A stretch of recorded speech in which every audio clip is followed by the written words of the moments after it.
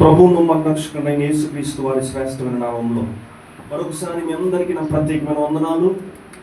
అలాగే నన్ను ప్రేమతో ఆహ్వానించిన శ్రీధర్ గారు, చిట్టన్న అంటాము ఎందుకంటే మా ఊరే, మా ఇంటి పక్కనే. వాళ్ళ ఫ్యామిలీ అంతా, వాళ్ళ అన్నగారు ఫ్యామిలీ చాలా స్పెషల్గా ఉంటారు. చిట్టన్న నా చిన్నతనంలో ఒక ఆటో కొనుక్కున్నాను. ఆటో చాలా స్పెషల్గా ఉండేది అన్న, గుర్తుందా మీకు? మంచి సౌండ్ పెట్టుకుని ఎప్పుడు అట్లానే ఉండాలనుకుంటాడు. అలాగే వసంతన్న విషయంలో కూడా అన్ని మ్యాజిక్లు చేస్తూ ఉంటాడు అనమాట. అన్న క్రిస్మస్ వచ్చిందంటే ఏదో ఒక గొప్ప కార్యం చేయాలి, ఏదో అందరికీ మంచిగా కనిపించాలి. అన్న నాకు తెలిసి ఎలక్ట్రీషియన్ ఆ టైంలో. అప్పుడు వైండింగ్ చేసి తిరిగే చెట్టును సృష్టించాడు ఆయన. గుర్తుందన్న మీకు? ఒక ఫ్యాన్ కింద అమర్చి ఒక క్రిస్మస్ ట్రీని పైన పెట్టి, అది నిజంగా చెప్పాలంటే చాలా ఆకర్షణీయంగా అనిపించింది మాకు. అలాగా దేవుని పనులు నా చిన్నతనంలో వారి ఇరువురు కూడా ఏదో ఒకటి చెయ్యాలి. ఇలాగా దేవుని కోసం ఎంతో బ్రతుకుతున్న కాలం చక్కటి సతీమణులను దేవుడు ఇచ్చాడు. వారు కూడా నాకు చాలా బాగా సుపరిచితులే. అలాగే వేణు, ఒక విధంగా చెప్పాలంటే నా సీనియర్ అతడు. నేను ఎప్పుడు కూడా అన్నో వేణు అని అంటాను, అంత క్లోజ్ అనమాట. అలాగే వాళ్ళ కుమారుడు, శ్రీధర్ గారి కుమారుడు రోహిత్, మా తమ్ముడు క్లాస్మేట్స్ వాళ్ళు. మా మధ్య గ్రూప్లో ప్యాడిస్టులు వాళ్ళు బిన్ను, రోహిత్, అలాగే దొండపాటి ప్రేమ్చంద్ అని. ఈ ముగ్గురు కూడా చాలా ఆసక్తిగా నేర్చుకునేవారు. వీళ్ళందరిలో కంటే ఉత్సాహం ఎవరికి ఉండేది అంటే రోహిత్గా ఉంది. సో జీడిఎం చర్చ్లో ఎక్కువగా ప్రోగ్రామ్స్ చేస్తున్న వాళ్ళు మీకు తెలిసి చాలా సంవత్సరాల నుంచి ఇక్కడ వాయిస్తూ ఉన్నారు. అలాగే వసంతన్న కుమార్తె మన్ను, అలాగే డాలి, ఈ ఫ్యామిలీ అంతా మాకు సుపరిచితులే. నిజంగా చెప్పాలంటే వీరిరువురు, ఈ కుటుంబం అంతా ఇలా దేవుళ్ళు ఎదుగుతుందంటే దానికి గల కారణం వాళ్ళ తల్లని చెప్తారు. ఇప్పటికీ కూడా సేవ చేయాలి అంటే పాస్టర్ అయిపోవాలనే ఆలోచన ఉంటుంది. కానీ ఆమెకి అనేక మందికి సువార్త చెప్పాలి, తిరుగుతూ ఉంటుంది, సువార్త చేస్తూ ఉంటుంది, దేవుళ్ళలోనికి రప్పిస్తూ ఉంటుంది, రక్షించబడమని చెప్తూ ఉంటుంది. నిజంగా ఆసక్తి ఈ వయసులో కూడా ఉంది ఆమెకి. నిజంగా దేవుడు ఆ తల్లిని బట్టి కుటుంబాన్ని దీవిస్తున్నాడు. చాలా సంతోషం. దేవుని ఎడల మనం నమ్మకం కలిగి ఉన్నప్పుడు దేవుడు మనందరినీ ఆశీర్వదిస్తాడు. అలాగే ఇక్కడికి రావడానికి దేవుడు నాకు కృప చూపాడు. సంఘ కాపరి నాకు ఇచ్చిన జాన్ గారు నాకు ఇచ్చిన ఈ మంచి అవకాశాన్ని బట్టి వారికి ప్రత్యేకమైన వందనాలు. అలాగే మన మధ్యలో పాస్టర్ గారు కూడా ఉన్నారు, వారికి కూడా నా ప్రత్యేకమైన వందనాలు. వాక్యంలో వెళ్ళబోయే ముందు ఒక పల్లవి అయితే ఇక్కడ చాలా మంచి పాట వేశారు. దాంట్లో నుంచి ఒక పల్లవి పాడతాను, చరణం పాడతాను. నా కాపరి పోయినందున.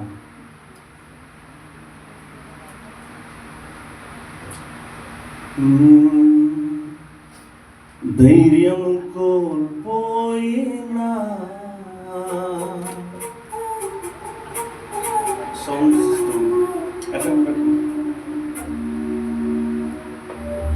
భయముతో మది నిండినా. యాక్చువల్లీ మా నాన్నగారు సింగర్. గడ్డి పువ్వులా ఎంటిదోయి నీ కృప లేనిచో ఒక క్షణమైన ఇంతకాలం నీ కృపలో, ఈ పాటలన్నీ మా డాడీ పాడారు. నా చిన్నతనంలో వసంతం చెప్తా ఉన్నాను. జీవజలాలు అని రేడియో, ఆ టైంలో అది జీవజలాలు అనేది చాలా ఫేమస్. దాంట్లో ఆయన సింగర్. నా చిన్నతనంలో ఆ రేడియో ఆల్బమ్ వచ్చేసి రేడియోలో వచ్చేవారు ఆయన. మీకు చాలామందికి సుపరిచితులే, బట్ మీకు ఆయన చూసున్నారు. అలాగే రమేష్ గారు మా అమ్మాయిని చేసుకున్నారు, మా ఊళ్ళైన. చాలా సంతోషం. ధైర్యము పోయినా భయముతో మది నిండినా, చీకటులే కమ్మినా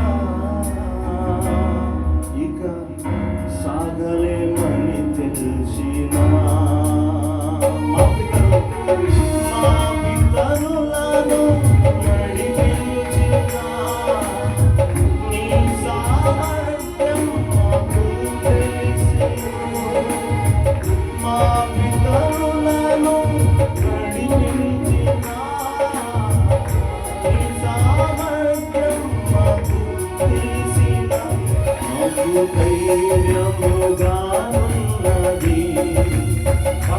ఎంతో నెమ్మదిగానున్నది. నాకు ధైర్యముగానున్నది. ఎంతో ధైర్యముగానున్నది. అంతా పరివైనందున నాకు ధైర్యముగానున్నది. నా సంపదవైనందున నాకు సమృద్ధిగానున్నది.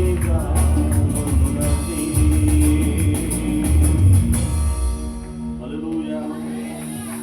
చాలా సంతోషం. ఒక మంచి అవకాశం మాకు ఇచ్చారు. మనందరము కూడా ఆయన సన్నిధిలో గడపడం అది నిజంగా చాలా అదృష్టం. మీరంతమంది అలా భావిస్తున్నారో లేదో నాకు తెలియదు. ఈ రోజుల్లో కాదు కానీ నాకు పూర్వం, ఎందుకంటే మా నాన్నగారు కాపర్ పాస్టర్ గారు, ఆయన పాస్టర్ గారు కాబట్టి కోయిటలో చాలామంది ఉంటూ ఉండేవారు. మీకు తెలుసు కాబట్టి చెప్తున్నాను. ఈ కోయిట్లో ఎక్కువగా ఎవరు ఉంటారంటే సగ్నేట్పల్లి ఏరియాలో ఉంటారు.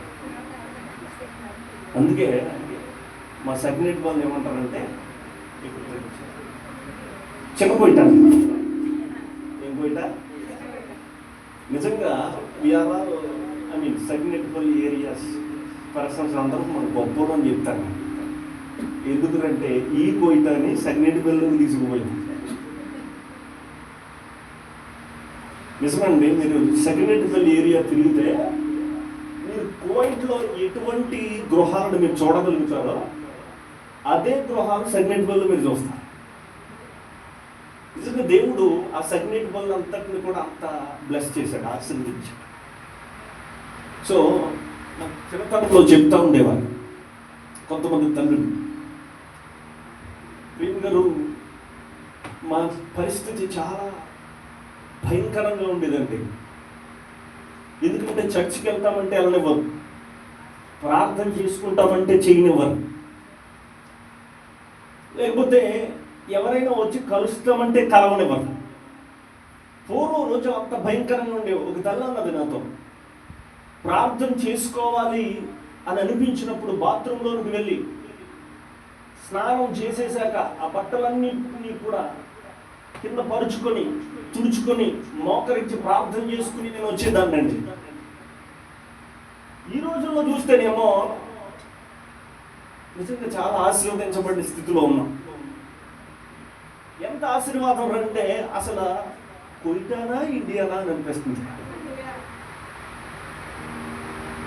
అంత చేంజ్ అన్నమాట. నిజంగా ఇది ఆశీర్వాదం అని నేను నమ్ముతాను.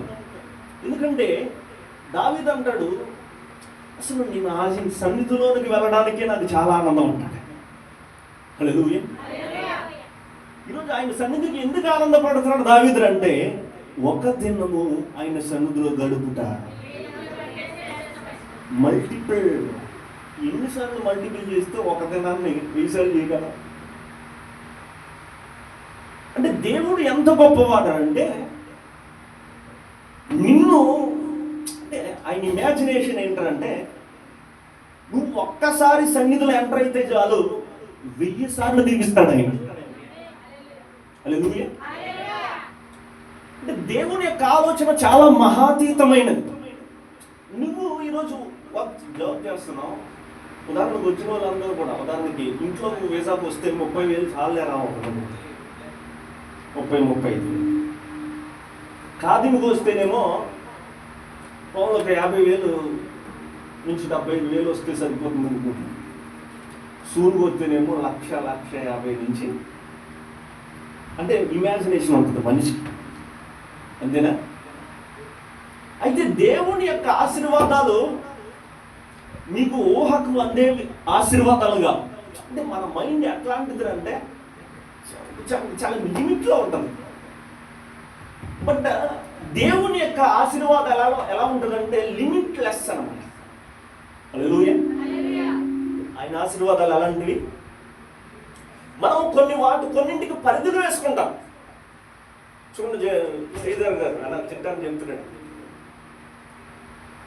35 నుంచి 45 నిమిషాలు టైం లేదు, 2 గంటలకి పరిధి. అలాగే ఈ కోవిడ్లో ఉన్నవారికి ఇప్పుడు, పూర్వం ఎక్కడికైనా తిరిగేసేవారు, ఇప్పుడు పరిధి. ఒక ఏరియాలో మనం మేజర్ అకామా కొట్టించుకున్నామంటే అదే ఏరియాలో తిరగాల. ఇంకెక్కడికైనా వెళ్ళామంటే తీసుకెళ్ళిపోతారు. ఇక నువ్వు వద్దు, నేను వెళ్ళన్నా సరే ఇంటికి పంపించేస్తా. అంటే ప్రతి దానికి పరిధి ఉంది. హల్లెలూయా. నిజంగా మీరు గొప్పలే, 2 గంటల్లో కూడా దేవుణ్ణి ఎలా ఆరాధించాలో ప్లాన్ చేసుకున్నారు. హల్లెలూయా. ఎనీవే, కానీ దేవుడికి మాత్రం పరిధి లేదు. హల్లెలూయా. నిజంగా దేవునిలో, అందుకే నేను వాక్యం చదివాను కదా, 3వ యోహాను పత్రిక 2వ వచనం మనం చూసినట్లయితే, ప్రియుడా ఆత్మ వర్ధిల్లుచున్న కొలది. హల్లెలూయా. నువ్వు అన్ని విషయాల్లో వర్ధిల్లు. హల్లెలూయా. దేవుడు ఏమన్నాడు? ఆత్మ వర్ధిల్లుచున్న కొలది అన్ని విషయాల్లో వర్ధిల్లు. అంటే చాలా మంది అంటారు, ఓకే మనం ఇక్కడ ఊరుకు ఆశీర్వదించబడితే సరిపోతుంది, లేకపోతే మన ఫ్యామిలీ ఎంతవరకు ఉంటే సరిపోతుందో. పోయికి వచ్చినప్పుడు అందరూ చెప్పే మాటలు ఉంటాయి, ఇల్లు లేదని ఇల్లు కట్టుకుంటే సరిపోతుంది, పొలం లేదని పొలం కొనుక్కుంటే సరిపోతుంది, కారు లేదని కారు కొనుక్కుంటే సరిపోతుంది. ఏదో ఒక పని తీసుకుని వస్తారు. హల్లెలూయా. దేవునికి పరిధి ఉందా? ఈరోజు ఈ వాక్యం బట్టి చూసినట్లయితే దేవుని ఆలోచనకు పరిధే లేదు. హల్లెలూయా. అంటే దేవుడు నిన్ను ఆశీర్వదించాలని ఒక ఆలోచన కలిగి ఉంటే, ఒక విధంగా ఆయన ఫిక్స్ అయితే, నోబడీ కెన్ స్టాప్. హల్లెలూయా. ఆయన ఆపగలిగిన నాదుడు లేడు. హల్లెలూయా. ఇంకా క్లారిటీగా చెప్పాలంటే, అలాంటి వాడు క్రియేట్ చేయబడాల, అలాంటి వాడే సృష్టించబడలేదు. హల్లెలూయా. ఎందుకంటే దేవుడు అంతగా ఒక వ్యక్తిని దీవించగలిగిన సమర్థుడు, అంతగా హెచ్చించగలిగిన సమర్థుడు. ఒక వ్యక్తి దేవుని మీద నమ్మకంగా నిలబడినప్పుడు, అందుకే నేను పాట పాడాను కదా, నమ్మకమైన ఒక పాట ఉంటుంది. సేమ్ ఆయన ఈ పాట రాసిన ఆయన, నీవే చాలు యేసయ్యా, స్టీవెన్ సార్, నేనేమయ్యున్నా ఏ స్థితిలో ఉన్నా. నిజంగా దేవుడు ఎంత నమ్మకమైనదంటే, నువ్వు ఎట్లా ఉంటావో తెలియదు, కానీ మన లైఫ్ చూసుకోండి. చెప్తున్నాను కదా, మనకు కూడా భక్తి దగ్గరకు వచ్చేసరికి పరిధి ఉంటుందండి. అంతకు మించి పరిధి దాటడానికి నువ్వు ఎంత మాత్రం ఇష్టపడవు. హల్లెలూయా. ఇక్కడ ఈ యొక్క అధ్యాయంలో మీరు కనుక చదువుకున్నట్లయితే, యోహాను వ్రాసిన పత్రిక 3వ అధ్యాయం 1వ వచనం అంటది, పెద్దనైన నేను, యోహాను చెప్తాడు, సత్యమును బట్టి ప్రేమించు ప్రియుడైన గాయు అనే వ్యక్తికి శుభమని రాసి అంటాడు. 4వ వచనం, నా పిల్లలు సత్యమును అనుసరించి నడుచుకొనుచున్నారని వినుట కంటే నాకు ఎక్కువైన సంతోషము లేదు. హల్లెలూయా. ఇతనికి యోహాను రాసిన పత్రిక గాయకు రాస్తూ అన్నాడు, సత్యములో నా పిల్లలు ఎదుగుతున్నారన్న దానికంటే కూడా గొప్ప సంతోషం నాకు లేదు అన్నాడు. హల్లెలూయా. అంటే ఒక వ్యక్తి విశ్వాసములో నుండి అధిక విశ్వాసములోనికి ఎదగాల. హల్లెలూయా.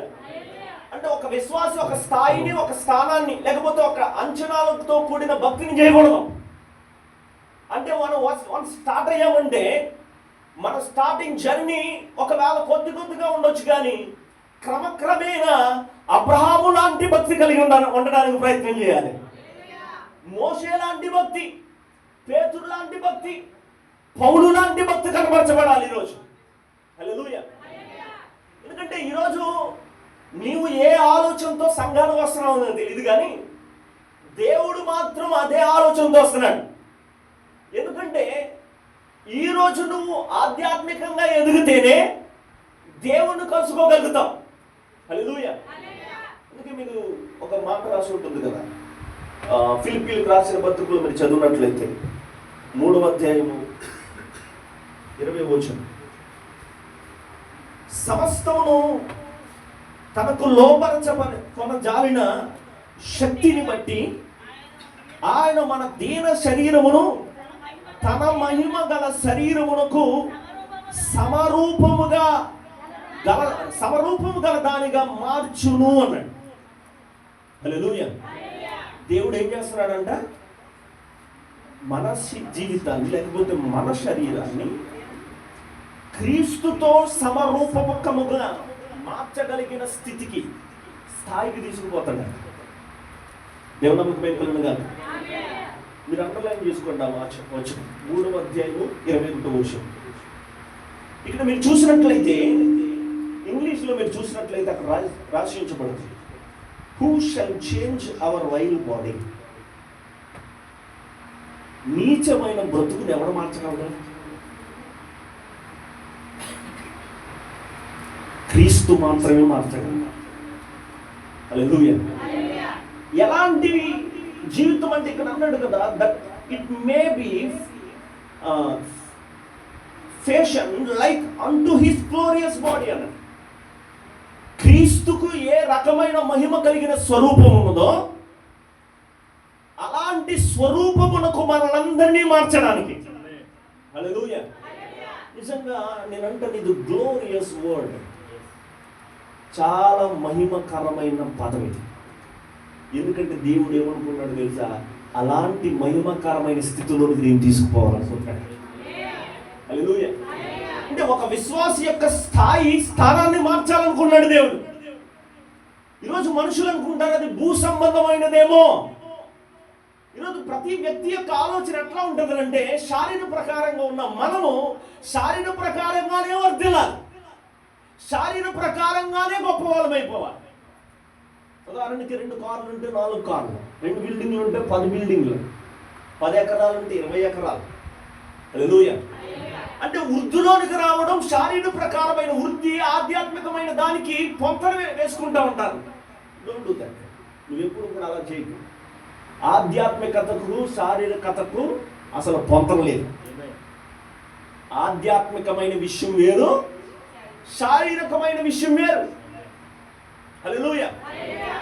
ఆశీర్వాదం అంటే శారీర ప్రకారమైనది అని మీరు అనుకోవద్దు. ఎందుకంటే ఇట్ మే బి ఖచ్చితంగా ఒక విధంగా చెప్పాలంటే అది శారీర ప్రకారమైన దానికి కూడా సాదృశ్యం. బట్ ఇక్కడ మనం చూసినట్లయితే యోహాను పత్రికలో 3వ అధ్యాయం 2వ వచనం అంటుంది కదా, ఆత్మలో వర్ధిల్లితే శారీరకమైన విషయాలు వచ్చేస్తాయి. అందుకే 11వ అధ్యాయము మేము 8వ వచనం అనుకుంటా, హెబ్రీయులకు రాసిన పత్రిక మీరు చదువుకుంటే అక్కడ రాసి ఉంచుకుంటాం. ఏముంటుందంటే, అబ్రహాము దేవుడు దేనికి శిల్పియు నిర్మాణకుడై ఉన్నాడో విశ్వాసమును బట్టి ఆ పిలుపునకు లోబడి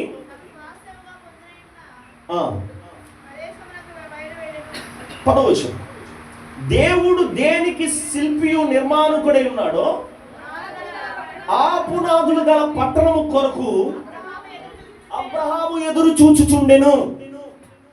అంటే నిజంగా చెప్పాలంటే అబ్రహాము ధ్యాస అంతా భూ సంబంధమైన దానికంటే పర సంబంధమైన దాని మీదే ఉంది. ఈరోజు నిజంగా చెప్పాలంటే అబ్రహాము యొక్క లైఫ్లో లేకపోతే చాప్టర్లో, అతడి బుక్లో పర సంబంధమైన ఆలోచన ఎక్కడ కనిపించదు. హల్లెలూయా. ఎందుకంటే మీరు ఎక్కడ చూసినా సరే అబ్రహామును దేవుడు నడిపిస్తా ఉండడం. హల్లెలూయా. అబ్రహాముతో అంటాడు కదా, అబ్రహామా లోతుకి ఒక ఛాన్స్ ఇస్తాడు. అబ్రహాం నువ్వు ఏది కావాలని తీసుకుంటే, లోతు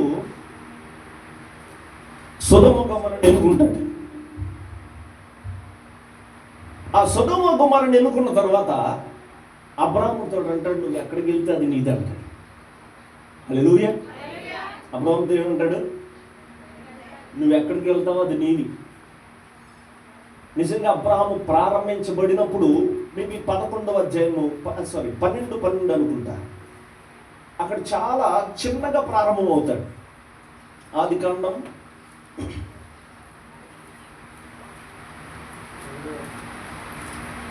12వ అధ్యాయము మొదటి వచనం నుంచి మీరు చదివితే అక్కడ రాసి ఉంచబడింది. నేను చదువుతాను చూడండి. నేను ఇంపార్టెంట్ వచనాలు, ఎందుకంటే టైం లేదు. సారీ టు సే దిస్, క్షమించండి. మీరందరూ కూడా చాలా వాక్యం తెలిసిన వారు కాబట్టి నేనే చెప్తాను, నేనే చదువుతాను, ఎందుకంటే టైం లేదు కాబట్టి.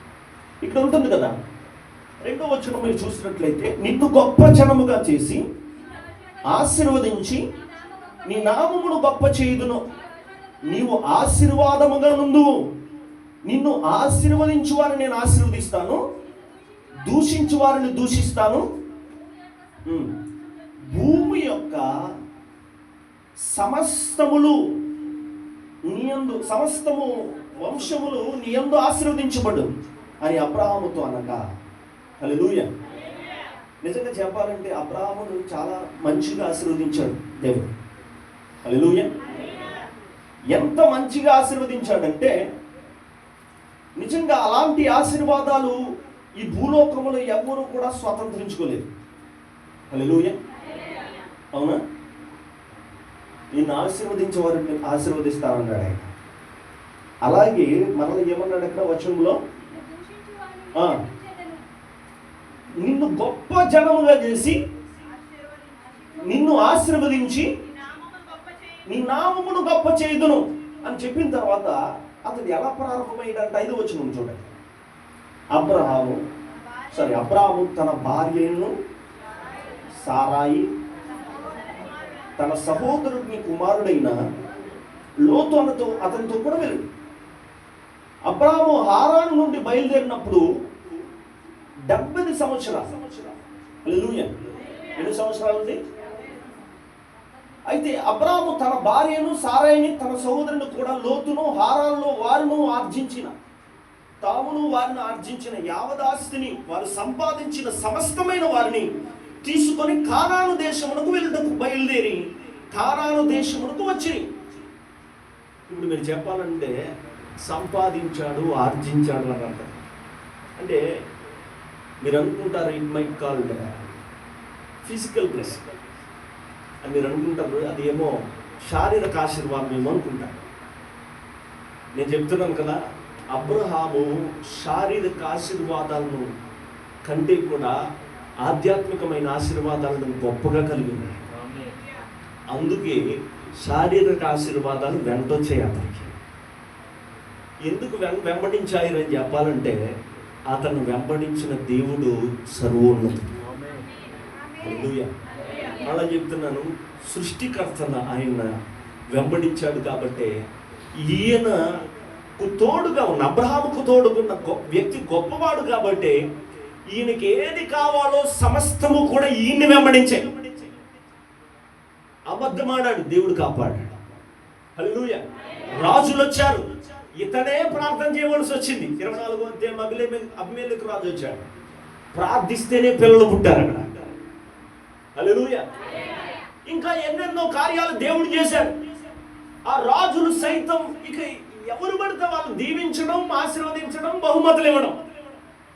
ఎందుకంటే ఇతడు ఫిజికల్ గా కంటే స్పిరిచువల్ గా దేవునితో కనెక్ట్ అయ్యి ఉన్నాడు, కనెక్టెడ్ విత్ గాడ్.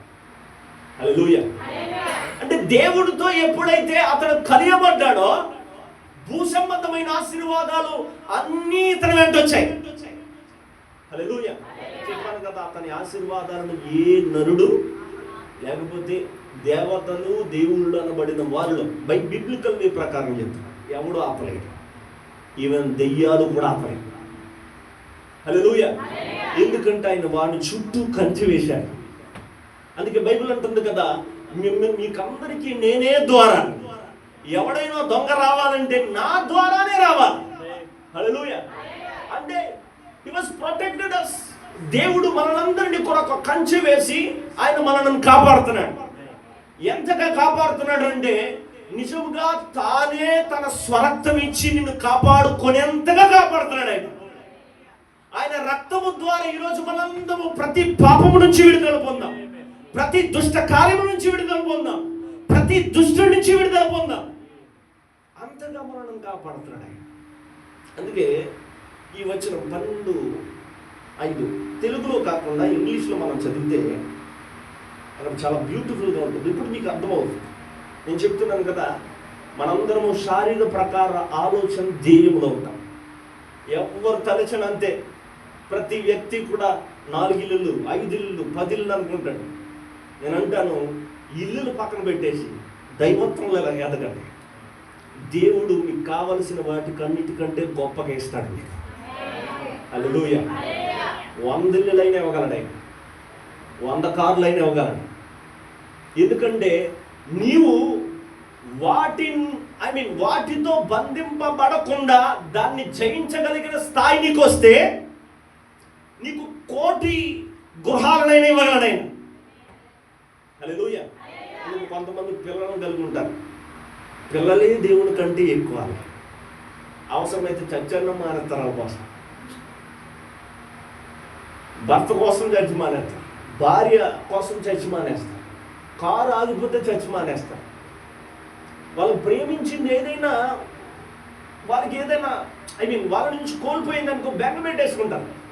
మరి అబ్రహాం అలాగా, దేవుని కంటే అమితమైనది ఏది కూడా అతని దగ్గర లేదు. అందుకే తను లేక పుట్టిన కుమారుని, అందుకే పాట ఉంటుంది కదా, లేక లేక వృద్ధాప్యమందు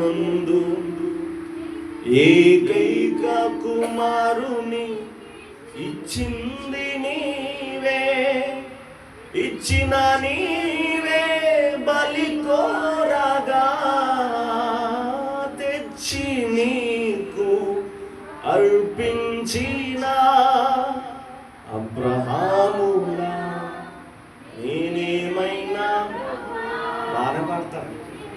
పాటలో ఉన్నట్టుగా జీవితం ఉంటాం.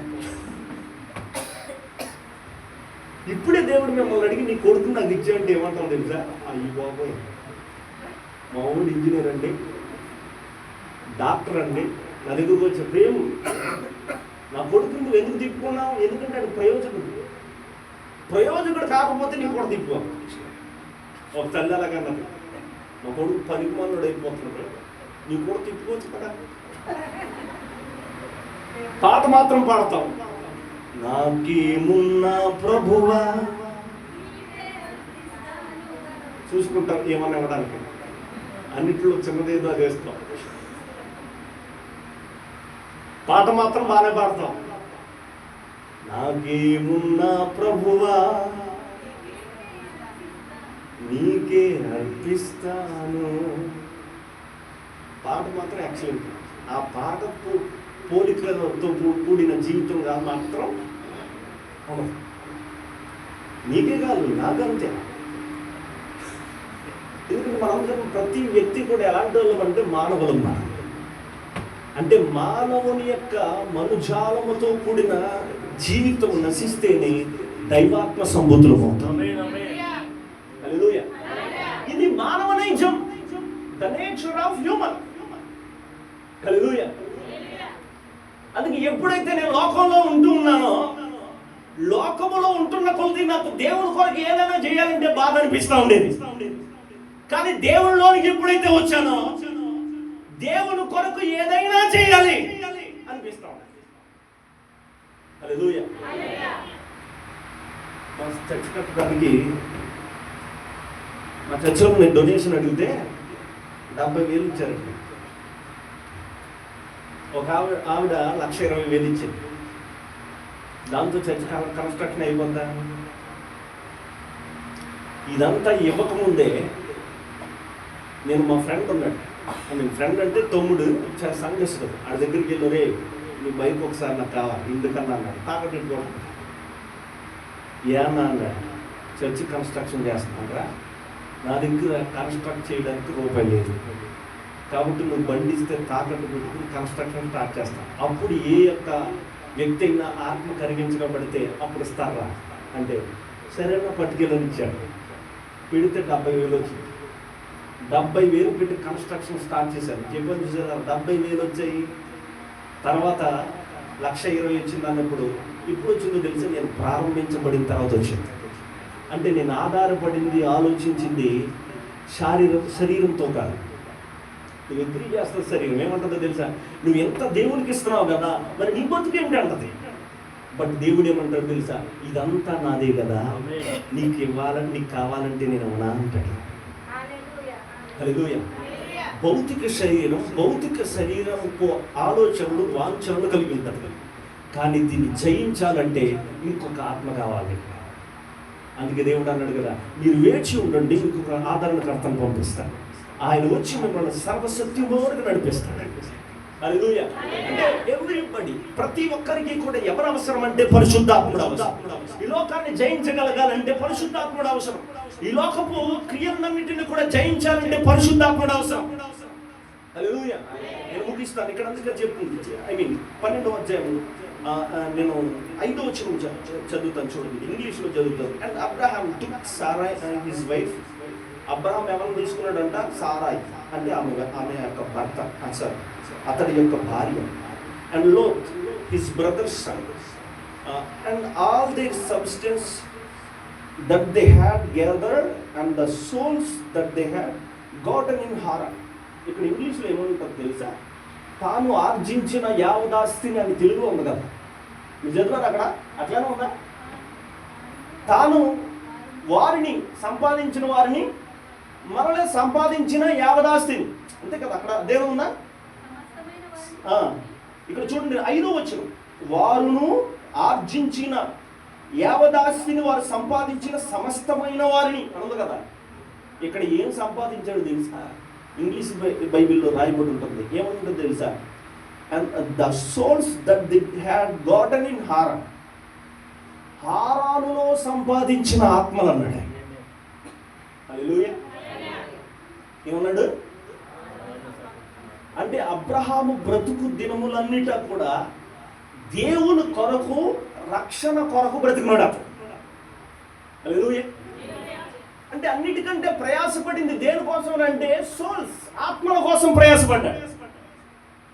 అతని ఉద్దేశం, క్రియలు, పనులు అన్నీ కూడా ఏంటంటే రక్షించడమే. హల్లెలూయా. అతడు ప్రయాణాన్ని ప్రారంభించింది ఆస్తితో కంటే కూడా ఆత్మలతో ప్రారంభించాడు. హల్లెలూయా. నిజంగా అంటాను, ద బ్యూటీ ఆఫ్ చర్చ్, అదే ఒక సంఘం యొక్క అందం. దేవుడు మనకు మహిమ కలుగుతుంది కదా. బోధకుడు అంటాడు, the beauty of church is her character. ఆమె యొక్క సంఘం యొక్క గుణాన్ని కాపాడుకోవడమే ఆమె అందం. ఆ సంఘం యొక్క గుణం ఏంటో తెలుసా? ఆత్మల యొక్క రక్షణ. దేవుడు మనకు మహిమ కలుగుతుంది కదా. అందుకే అబ్రహాం అంతలా దీవించబడ్డాడంటే అతను ప్రయాసపడింది భూ సంబంధమైన ఆశీర్వాదాల కంటే కూడా పర సంబంధమైన ఆశీర్వాదాలు, అనగా నిన్ను, నన్ను, అతనితో ఉన్న వారందరినీ రక్షించడం కోసమే ఆయన ప్రయాసపడ్డాడు. ఎప్పుడైతే ఆత్మల రక్షణార్థమై అతడు ప్రయాసపడడం ప్రారంభించాడో వెంటనే దేవుడు అతన్ని ఆశీర్వదించుతూ ఉన్నాడు. ఆధ్యాత్మికంగా మాత్రమే కాదు కానీ భూ సంబంధమైన అటువంటి దీవెనలన్నిటితో కూడా ఆశీర్వదించాడు. వెళ్తూ వెళ్తూ ఉంటే దేశాలు సరిపోలేదంట అతనికి. హల్లెలూయా. ఎంత బ్లెస్సింగ్. అలాంటి దీవెనలు మన మీద కుమ్మరించబడాలంటే దేవుడు మనకు అవసరం. హల్లెలూయా. కళ్ళు మూసుకుందామా, చిన్న ప్రార్థన చేస్తాం. అందరూ కూడా అలాంటి దీవెనలు కుమ్మరించబడాలి ఆశపడినట్లయితే బైబిల్ స్పష్టత ఇస్తూ ఉంటుంది. ఈరోజు నువ్వు భూ సంబంధమైన దానిని కాదు, అందుకే బైబిల్ అంటుంది కదా, పరిపూర్ణమైన మానవుని యొక్క స్వరూపం ధరించుకోవాలి. చివరికి ప్రేమతో మనం ముగించబడాలి. ఎఫెసీయులకు రాసిన పత్రిక చెబుతుంది. కాబట్టి ఆత్మీయ జీవితం అనేది చాలా ప్రాముఖ్యం. ఈ సహోదరుడా, ఈరోజు దేవుడు నిన్ను ప్రేమిస్తున్నాడు. ఆధ్యాత్మికంగా ఎదుగు, దేవుల్లో ఎక్కువ ఎదుగు. నీవు శారీరక పరమైన దీవెనలు కావాలా, ఆశీర్వాదం కావాలా, ఇస్తాడు ఆయన. స్వస్థత కావాలా, ఇస్తాడు ఆయన. ఓ పిల్లలు కావాలా, ఇస్తాడు. డబ్బు కావాలా, ఇస్తాడు. ఏదైనా ఇవ్వగలిగిన సమర్థుడు. ఇవ్వాలంటే అబ్రహాం అన్నాడు కదా, ఓ విశ్వాసమును బట్టి దేనికి దేవుడు శిల్పియు నిర్మాణకుడే ఉన్నాడు. ఆ పట్టణం కోసం విశ్వాసంలో ఎదుగుతూ ఆత్మలో అభివృద్ధి పొందుతూ కట్టబడుచున్న పట్టణాన్ని చూసినట్లుగా ఈరోజు భూ సంబంధమైన దేనిని మీరు చూడకోకుండా వాక్యం వైపు చూడండి. మనం చూసాం కదా, మహిమ కలిగిన జీవితాన్ని నీకు అనుగ్రహించగలరు. ప్రార్థన, ప్రేమ నమ్మకం కలిగిన మాత్రమే యేసుక్రీస్తు నామమున నీ బాధలు చెందుకు చేస్తావు. నీ ప్రియ బిడ్డలందరూ కూడా దేవా తమ యొక్క ఆత్మీయ జీవితం కోసం పోరాడాలని ఎవరైతే నిశ్చయించుకున్నారో వారికి నువ్వు సహాయం చేయకుండా నీ పరిశుద్ధాత్మను వెంటనే కుమ్మరించుకున్నా, వాక్యమును పోలి నడవగలిగిన స్థితిని వారికి అనుగ్రహించుకున్నా, ఆత్మలో వర్ధిల్లుచున్న కొలది అన్నావు ప్రభువా. ఏ వ్యక్తి అయితే వాక్యానుసారంగా అభివృద్ధి పొందుతాడో అతనిని నువ్వు శారీర ప్రకారంగానూ హెచ్చించే దేవుడు అయినావు. అట్టి దీవెనలతోనూ ఆశీర్వాదాలతో వీరిని బహుగా ఆశీర్వదించి నీవు మైపు పొందుకో. శ్రీధర్ గారిని, జాన్ గారిని, అలాగే ఇక్కడ ఉన్న బిడ్డలందరినీ చేతులకు అప్పగిస్తాం. నాకు ఇచ్చిన మంచి అవకాశాన్ని బట్టి నీకే కృతజ్ఞతాస్తుతులు చెల్లిస్తాను. నచ్చినట్టు యేసుక్రీస్తు వారి శ్రేష్టమైన నామములో ప్రార్థించండి, వేడుకొనుచున్నాను.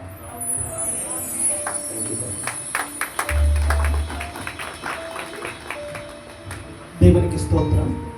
మంచిది ప్రియమైన దేవుని వాళ్ళారా, మరి విన్నారు కదా ఈరోజు మనం ఎవరి కోసం అన్నాం? ఈరోజు ఎవరి కోసం చెప్పారు? ప్రత్యేక సేవకులు అబ్రహాం గారి కోసం చెప్పారు. అయితే ఒక ప్రశ్న మీ అందరికీ. ప్రశ్న ఏంటంటే, విశ్వాసులకు తండ్రి ఎవరు? అబ్రహాం. విశ్వాసులకు తండ్రి అబ్రహాం అని చెప్తున్నాం కదా మనం. మరి ఎందుకు ఆయనే విశ్వాసులకు తండ్రి అయ్యాడు? ప్రశ్నకి ఎప్పుడు కూడా మనం బైబిల్ చదవాలి కాబట్టి ఒక్క రెఫరెన్స్ నేను చూపిస్తాను, చూడండి. ఏప్రిల్ రాసిన పత్రిక 12వ అధ్యాయం 11వ అధ్యాయం చూడండి సార్. 11వ అధ్యాయం 17వ వచనం నుంచి చాలా జాగ్రత్తగా, ఎందుకంటే ఇది అందరికీ తెలియదు. మనం ప్రశ్న అడుగుతారు, ఎందుకండి అబ్రహాం గారు విశ్వాసులకు తండ్రి అంటారు కదా, ఆయన ఎలా విశ్వాసులకు తండ్రి అయ్యాడు అని మనం అడిగినప్పుడు మరి మీరేం చెప్తారు? మనకు తెలియదు కదా. కాబట్టి చూడండి 11వ అధ్యాయం 15వ వచనం. అబ్రహాము దేవుడు ఎవరు శోధించడండి, కాబట్టి పరిశోధింపబడి విశ్వాసమును బట్టి ఇస్సాకును బలిగా అర్పించలేదా? అర్పించడండి అంటే మనసులో అనుకున్నాడు, అంటే తన కుమారుడిని బలిగా ఇవ్వాలనుకోవడమే అర్పించడం. ఓకేనా? ఇది ఖచ్చితంగా తెలియదు. తర్వాత చూడండి, ఎవడు ఆ వాగ్దానంలో సంతోషంతో అంగీకరించునో ఇస్సాకు వలనైనది నీ సంతానం అనబడినని ఎవరితో చెప్పబడినో ఆ అబ్రహాము, జాగ్రత్తగా వినండి, అబ్రహాము విశ్వాసంతో తండ్రి ఎందుకు అయ్యాడనే విషయాన్ని మనం చూస్తున్నాం. చూడండి, ఆ అబ్రహాము మృతులను సహితము లేపుటకు దేవుడు శక్తిమంతుడు అని ఎంచాడండి. అబ్రహాము విశ్వాసం తండ్రి అవడం మొట్టమొదటి కారణం తెలుసా? నా కుమారుని బలిగిచ్చేస్తున్నాను, వాడు చనిపోయిన మరల మృతులను సహితం లేపుటకు సర్వశక్తిమంతుడు దేవుడు ఆయన నమ్మాడు, విశ్వసించాడు. కాబట్టి అబ్రహాము విశ్వాసాలకు తండ్రి అయ్యాడండి. మొట్టమొదటి తెలియాలి. ఇక చూస్తే చివరిగా యాకోబు రాసిన పత్రిక 2వ అధ్యాయము 23వ వచనం. 2:23. అబ్రహాము దేవుని నమ్మెను, అది అతనికి నీతిగా ఎంచబడెను. దేవుడిచ్చే తీర్పులో అతడు ఎలా ఉన్నాడో తెలుసా? నీతిమంతుడైపోయాడు అబ్రహాం. దేవుడిచ్చిన తీర్పులో అబ్రహాం ఏమైపోయాడు? నీతిమంతుడైపోయాడు. అంటే అబ్రహాము దేవుని నమ్మిన అది అతనికి నీతిగా ఎంచబడెను అను లేఖనము నెరవేర్చబడెను, మరియు దేవుని స్నేహితుడిని అతనికి పేరు కలిగెను. ఏమైపోయాడంటే అబ్రహాం చివరికి దేవుడికే స్నేహితుడైపోయాడు. చూస్తారంట, అంత గొప్ప క్యారెక్టర్ కలిగిన అబ్రహాం ఊరికైనా విశ్వాసం తండ్రి అయిపోలేదండి. దేవుని నమ్మాడు. నా కొడుకుని కూడా బలిచ్చినా సరే దేవుడు తిరిగి మృతులను సహతం లేపడకు శక్తిమంతులను నమ్మాడు. కాబట్టి అలాగే ఈరోజు అబ్రహాం విశ్వాసం తండ్రి అయ్యాడు. మరి ఎన్నో విలువైన మాటలు మనం మరి సేవకుల ద్వారా దేవుడు మనతో మాట్లాడాడు. కాబట్టి మీరు అందరూ విన్నారని నమ్ముచున్నాను. మంచి ప్రియమైన వారు వారికి మరొకసారి సంఘం తరపున అందరం తెలియజేస్తున్నాము. వారి పరిచయం కొరకు మనందరం కూడా ప్రార్థన చేద్దాం. మంచి తెచ్చి వాళ్ళకి వచ్చేసాం కాబట్టి మనందరం లేచి మరి మన యొక్క కష్టాల చేతాన్ని మన దేవునికి సమర్పణిద్దాం. కాబట్టి కానుకలు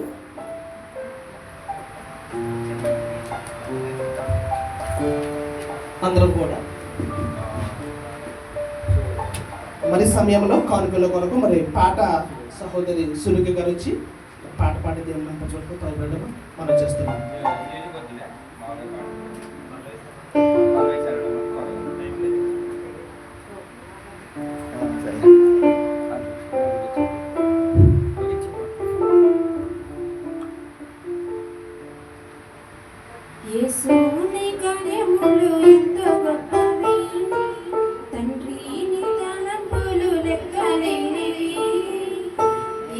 యేసుని కార్యములు ఎంతో గొప్పవి, తండ్రి నీ తలంపులు లెక్కలేనివి, అవి కంటికి కనపడవు, హృదయానికి అంతు చిక్కవు, అవి కంటికి కనపడవు, హృదయానికి అంతు చిక్కవు. యేసుని కార్యములు ఎంతో గొప్పవి, తండ్రి నీ తలంపులు లెక్కలేనివి, కానా విందులో ఒకే మాటతో అద్భుతము చేసితివి, చేప కడుపులో ఆశ్చర్యముగా యోనాను ఉంచితివి, కానా విందులో ఒకే మాటతో అద్భుతము చేసితివి, చేప కడుపులో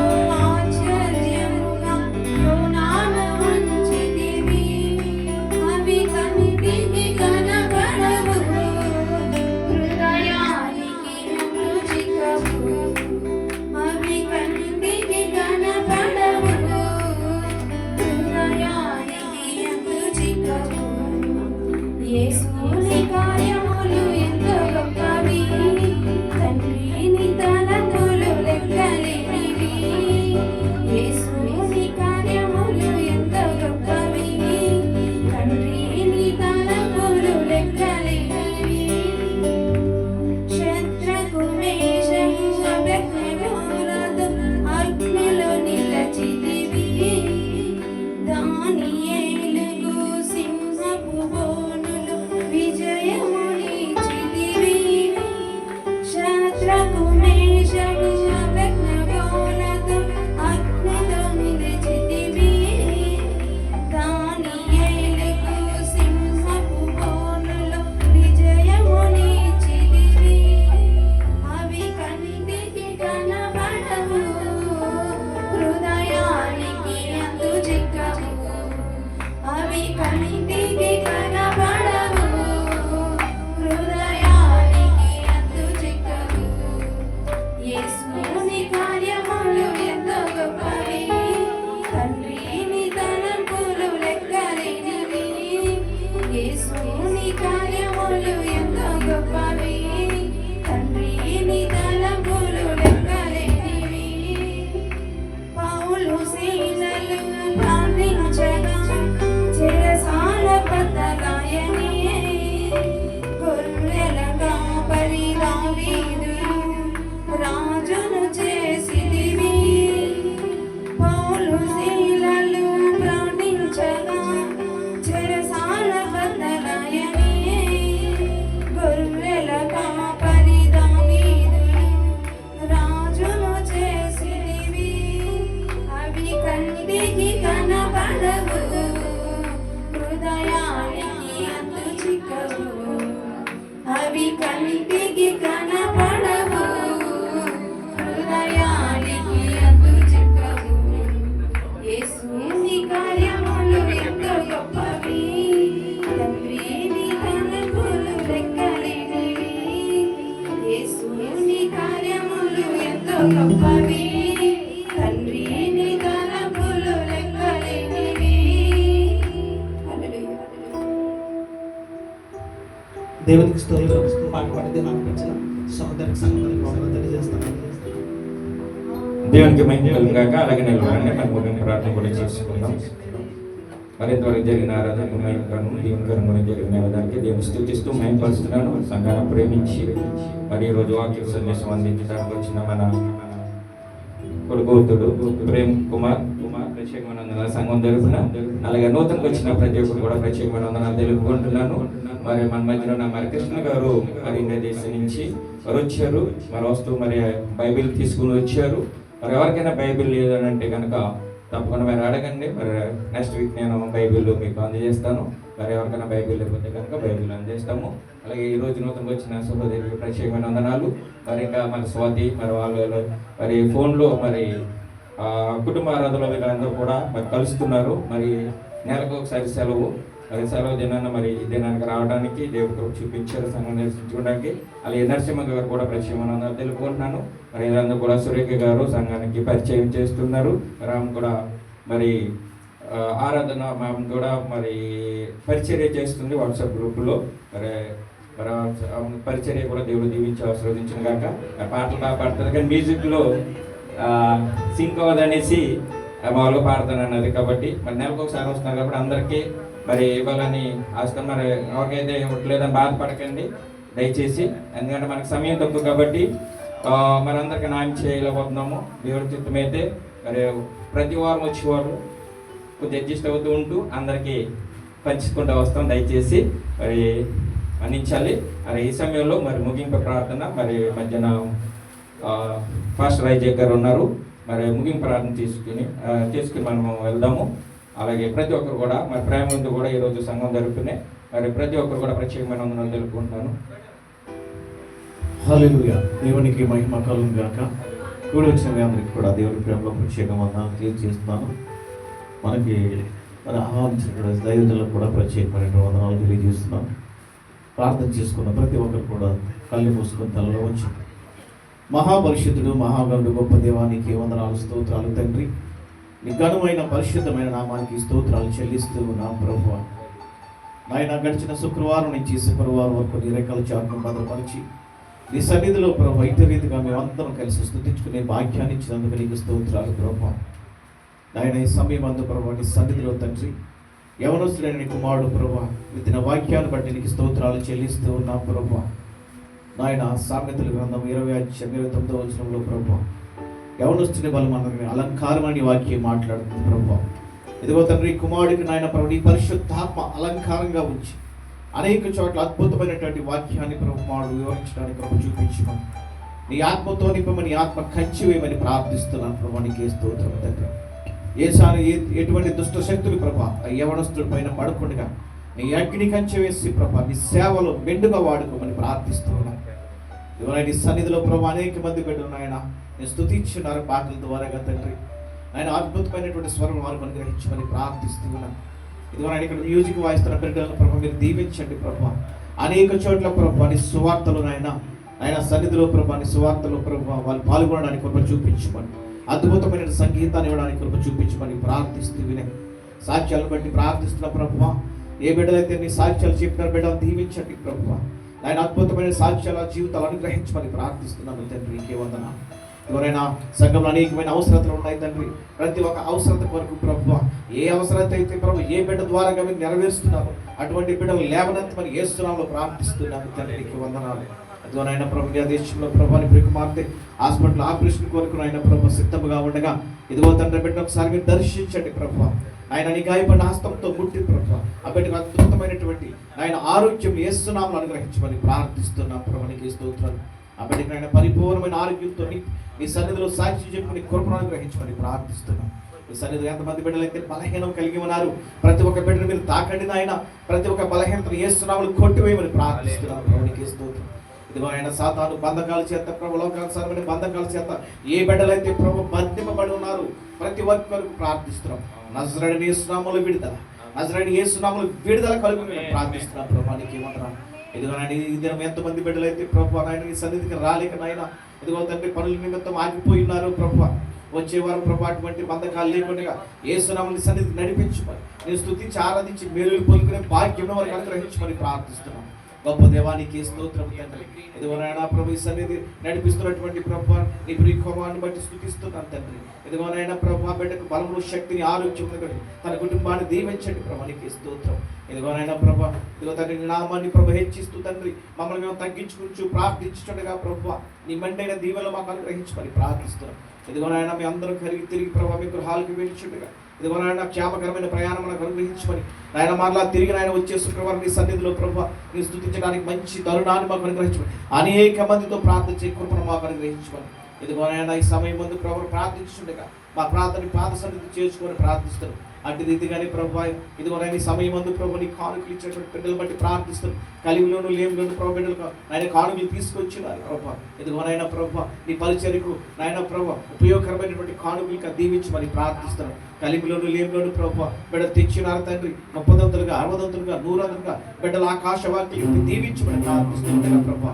ఈ చిన్ని ప్రార్థన పాదశలు చేర్చుకోమని ఇది నాయన ప్రభా నీ చిత్తమైతే మరొకసారి సదులు అందరూ కలిసి స్తుతించుకునే భాగ్యం అనుగ్రహించమని యేసు నామంలో అడిగి వేడుకొని స్తుతించి ప్రార్థిస్తున్నాము తండ్రి, ఆమేన్. పరలోకమందున్న మా తండ్రి, నీ నామం పరిశుద్ధపరచబడును గాక, నీ రాజ్యం వచ్చును గాక, నీ చిత్తం పరలోకమందు నెరవేరినట్టు భూమి యందును నెరవేరును గాక.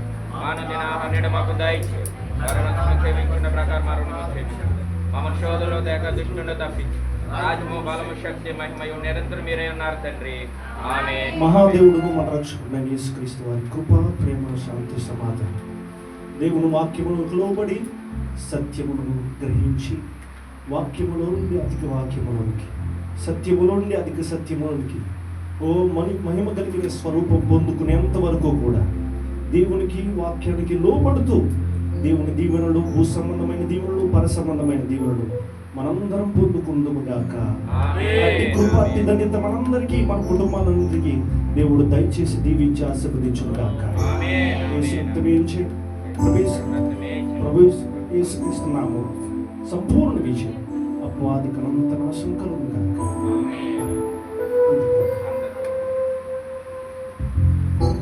అందరికీ వందనాలు. ఒకరొకరు వందనాలు తెలుపుకొని మనం ఇక్కడి నుంచి సెలవు తీసుకుందాం. మరి ఈరోజు పరిచయం చేసిన ప్రతి ఒక్కరు కూడా ప్రత్యేకమైన వందనాలు తెలుపుకున్నాను. ట్రాన్స్పోర్ట్ అందించిన మరి సురేష్ గారికి, నరేష్ అన్న గారికి, మరి బంగారి గారికి అలాగే ప్రత్యేకమైన వందనాలు తెలుపుకుంటున్నాను. మరి చాలా మంది ప్రేమతో మరి బస్ ప్రయాణం కూడా చేసి వచ్చారు. మరి భాష గారు, షేక్ గారు, మరి